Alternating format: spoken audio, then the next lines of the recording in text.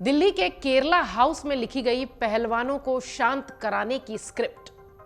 पर्दे के पीछे कौन है? अमित शाह के खास किरदार।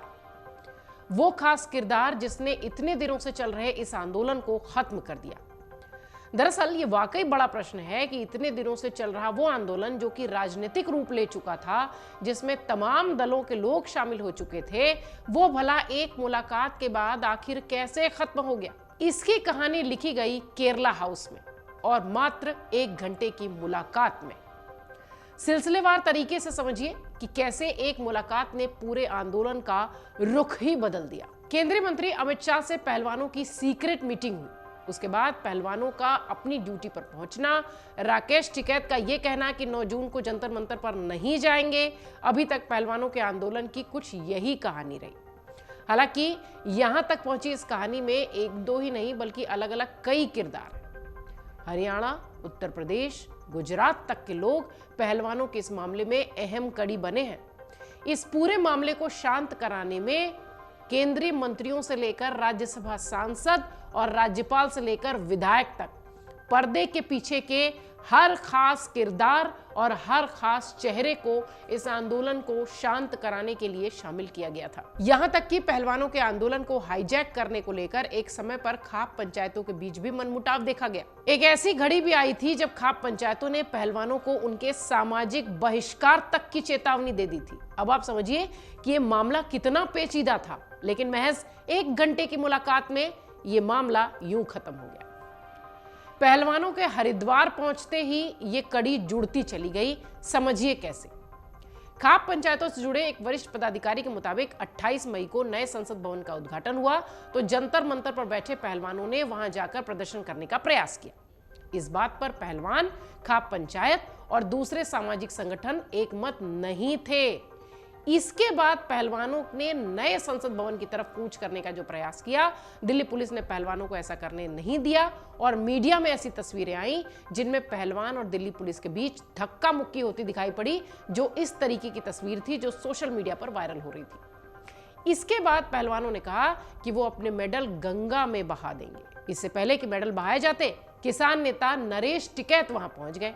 उन्होंने पहलवानों को ऐसा करने से रोक दिया। यही वो पॉइंट था जब केंद्र सरकार के प्रतिनिधियों की पहलवानों के आंदोलन में एंट्री हो गई। मुजफ्फरनगर के सांसद और केंद्रीय राज्य मंत्री डॉक्टर संजीव बालियान ने पहलवानों से बातचीत की। देखिए कितने किरदार कहां कैसे जुड़ रहे हैं।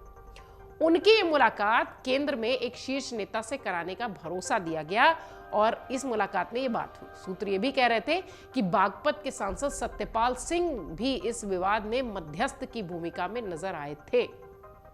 देखिए कितनी कड़ियां जुड़ रही हैं, कितने नाम जुड़ रहे हैं। आपको लग रहा होगा कि सिर्फ 1 घंटे की वो मुलाकात थी जिसके बाद मामला पूरा बदल गया। दरअसल इसका जो पूरा कहानी का कह लीजिए कि स्क्रिप्ट थी वो लिखी जा रही थी तब जब ये तमाम पहलवान हरिद्वार पहुंचे थे अपनी मेडल को गंगा में प्रवाहित करने। अब समझिए कि सोरम जो मुजफ्फरनगर में आता है उसमें खाप पंचायतों में कैसा असर दिखा था, जिसका कि असर यहां आंदोलन में भी दिखाई पड़ा।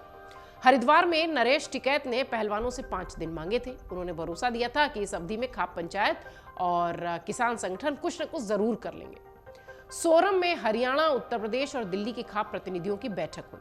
माना यह गया कि बैठक में कोई बड़ा निर्णय होगा, लेकिन राकेश टिकैत ने कह दिया कि पंचायत ने फैसला ले लिया है और इसकी जानकारी कुरुक्षेत्र में होने वाले खाप पंचायत को दे दी जाएगी।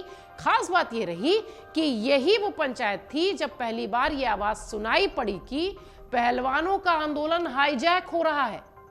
खाप प्रतिनिधियों के बीच मनमुटाव जैसा कुछ दिखाई पड़ा। कुरुक्षेत्र की पंचायत में कुछ खास नहीं हुआ। वहां भी सरकार को 9 जून का समय दे दिया गया। अगर इस अवधि में ब्रजभूषण शरण सिंह को गिरफ्तार नहीं किया गया तो किसान संगठन और खाप पंचायतें दोबारा से पहलवानों को लेकर जंतर मंतर पर पहुंच जाएंगी। जिस वक्त कुरुक्षेत्र की खाप पंचायत चल रही थी उसी समय यह खबर आई कि ब्रजभूषण शरण सिंह की अयोध्या में होने वाली रैली रद्द कर दी गई है। और ब्रजभूषण शरण सिंह की अयोध्या में होने वाली रैली जो रद्द हुई, आपको लगा कि यह शायद संयोग होगा, लेकिन ये आंदोलन में केंद्र सरकार की एंट्री का इफेक्ट था। अब समझिए कि हम शुरुआत में केरला हाउस का जिक्र क्यों कर रहे थे। केरला हाउस में ही अमित शाह और पहलवानों की बैठक हुई, जहां पर ये रास्ता निकला। चूंकि केंद्र सरकार किसी भी तरह से पहलवानों के मामले को शांत कराने की ठान चुकी थी, इसलिए पहलवानों के साथ बातचीत का दोतरफा संवाद शुरू हो गया। एक तरफ हरियाणा और दूसरी ओर यूपी के नेता इसके लिए आगे आए। हरियाणा से जुड़े एक खाप प्रतिनिधि के मुताबिक जंतर मंतर से लगे केरला हाउस में पहलवानों और केंद्र सरकार के मध्यस्थों की बैठक हुई और यह बैठक मई के लास्ट वीक में हुई थी, अंतिम सप्ताह में हुई थी। यहीं से पहलवानों के साथ केंद्रीय गृह मंत्री अमित शाह की मुलाकात का रास्ता खुला। शाह की बैठक के लिए हरियाणा से राज्यसभा सांसद कार्तिकेय शर्मा, चरखी दादरी के विधायक सोमबीर सांगवान, भाजपा शासित एक बड़े प्रदेश के राज्यपाल प्रयासरत रहे। खास बात यह रही कि हरियाणा से कार्तिकेय शर्मा बतौर निर्दलीय प्रत्याशी राज्यसभा पहुंचे थे और सोमबीर सांगवान भी निर्दलीय विधायक हैं। उन्होंने विधानसभा चुनाव में भाजपा नेता और पहलवान बबीता फोगाट को हराया था। सांगवान ने भाजपा को समर्थन दिया और उन्हें पशुधन बोर्ड के चेयरमैन का पद भी सौंप दिया गया था। किसान आंदोलन में उन्होंने पशुधन बोर्ड के चेयरमैन पद से इस्तीफा देकर खट्टर सरकार से समर्थन वापस लेने का भी ऐलान किया था। ये वो सारे नाम हैं जो कि मुलाकात करने पहुंचे थे। पहलवानों का सामाजिक बहिष्कार करने की चेतावनी भी खापों की तरफ से दी गई थी, खाप पंचायतों की तरफ से दी गई थी।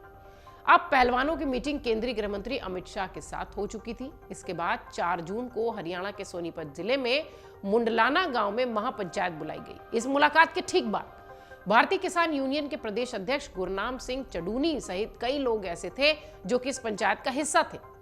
किसान नेता गुरनाम सिंह मंच से ये घोषणा करने वाले ही थे कि पहलवानों के साथ हो रहे अन्याय के खिलाफ भाजपा नेताओं को गांव में नहीं घुसने देंगे, आने नहीं देंगे। उसी वक्त पहलवान बजरंग पुनिया ने गुरनाम सिंह को रोक दिया। यह कोई छोटी घटना नहीं थी। जंतर मंतर पर दूसरी बार के प्रदर्शन में पहलवानों ने खुद खाप पंचायतों का समर्थन मांगा था और एक खाप प्रतिनिधि के मुताबिक यहां पर खाप पंचायत और किसान संगठन नाराज हो गए। उन्होंने पहलवानों को यहां तक कह दिया कि वो पीछे हटते हैं तो उनका सामाजिक बहिष्कार होगा। अब आप समझिए कि लड़ाई कैसे चलती हुई भीतरखाने दिखाई पड़ी, क्योंकि जो तस्वीरें हमें टीवी या मीडिया या सोशल मीडिया के माध्यम से दिख रही थी वो पर्दे के पीछे की ये कहानी नहीं बताती, ये सिर्फ हम आपको बता रहे हैं। इसी के अगले दिन पहलवानों ने अपनी ड्यूटी ज्वाइन कर ली, जिसका कि जिक्र हमने आपसे अभी थोड़ी देर पहले किया कि कैसे वो नौकरी पर लौट आए। मुंडलाना गांव में महापंचायत और केंद्र सरकार की एंट्री का असर साफ देखने मिला। इसके बाद सोमवार को राकेश टिकैत ने घोषणा कर दी कि अब वो 9 जून को जंतर मंतर पर नहीं जाएंगे, जो कि उन्होंने केंद्र को अल्टीमेटम दिया था। पहलवान आगे जो कुछ करेंगे, जो कुछ कहेंगे वो वैसा ही करेंगे, ये बात भी उन्होंने कही। किसान संगठन पहलवानों के साथ खड़े हैं, उनका साथ देंगे। पहलवानों का आंदोलन शांत कराने के पीछे राजनीतिक नुकसान का अंदेशा रहा। भाजपा के शीर्ष नेतृत्व को पता लग चुका था कि इस आंदोलन का असर हरियाणा में न केवल लोकसभा चुनाव में होगा बल्कि विधानसभा चुनाव पर भी दिखेगा। ये सारी बातें वो कहते नजर आ रहे थे। फिलहाल ये पूरी कहानी जो कि केरला हाउस से शुरू हुई थी और अमित शाह से मुलाकात के बाद खत्म हुई, ये थी पर्दे के पीछे की कहानी। सिर्फ एक किरदार हमें और आपको सामने नजर आया और वो थे अमित शाह। गृह मंत्री अमित शाह से मुलाकात के बाद पहलवानों ने अपना धरना खत्म कर दिया। हालांकि बाद में साक्षी मलिक ने ट्वीट करके कहा कि हम नौकरी पर लौटे हैं, हमारा आंदोलन, हमारा विरोध जारी रहेगा। लेकिन इन सब के बीच अब यह कहना अतिशयोक्ति नहीं होगी कि इतना बड़ा आंदोलन मात्र एक मुलाकात से खत्म हो गया। मन से उजाला कर चले, मन से उजाला कर चले, एक अमर उजाला कर चले।